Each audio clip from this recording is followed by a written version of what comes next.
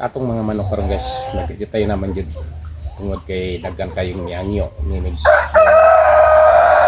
kumpra kay daghan kayong naibog ni atong mga manok nga siging pangitlog.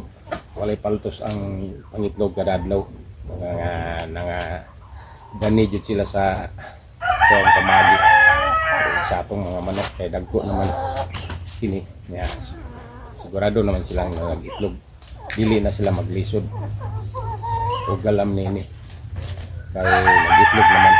O nga daghan yung ni hangyo na to upalit sa atong mga manok. Aton lang pong gitubutan kay kita kabalo man kita mo breeding og mga piso nini kay pagkakaroon daghan na dyan ang atong mga itlog na nagay tay mga stocks na dili pa man angayan karon nga magpa breeding pa kita mga piso kay tinulan pa man sa ato lang gitigom niya daghan pong mo palit ka natong mga itlog kumpra kay di man nato gyud maurot sa adlaw-adlaw nato nga panggalamiton sa atong gi pamaligyang uban para pong makasapar kita sa atong pagkaon kanila. Bisag malmal pod kining atong pagkaon nga atong gihatag kanila pero makabawi-bawi gyud kita kay naa magi makuha natong itlog patagad lang. Ato ra gi rawan ra nato tag 9 pesos ang sa kabuk. Ato ra pong gibaligya ang usa ka tray og 250 ra atong pamaligya sa itlog nato. Kakaroon natay mga available nga itlog karon.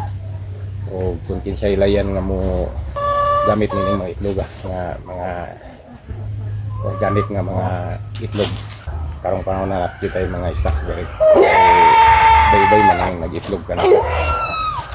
Kanya nga ito pong mga manok nagka jutay pod kini nga itong mga bayi kay wala gina dagkan man kumpra ka na ito kinaibog niya itong mga manok nga siging kapangitlog gani sa usa ka adlaw nagay uban natong manok nga ikaduha mo itlog tungod na silang tambok.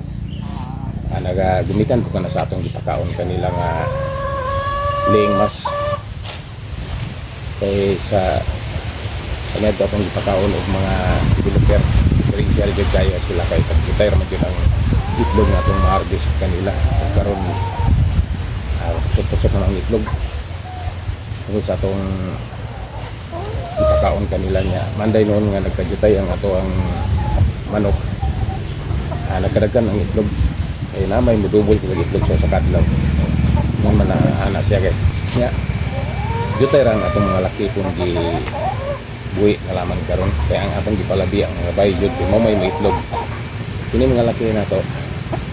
Ato pang kinahanglan kay kung mag-breeding kita bagong mga piso. Kinahanglan jud nga nagyutay mga laki kay mo may matag og similya kanila kay kung wala ko'y laki makaitlog ra jud kini sila permi kada adlaw kung walay laki tungod sa pagkaon nga akong gihatag kanila. Pero ang problema ra niya na kay walay similya sa kinahanglan jud tag gyapon tag laki nga makapasimilya nato og bagong mga piso.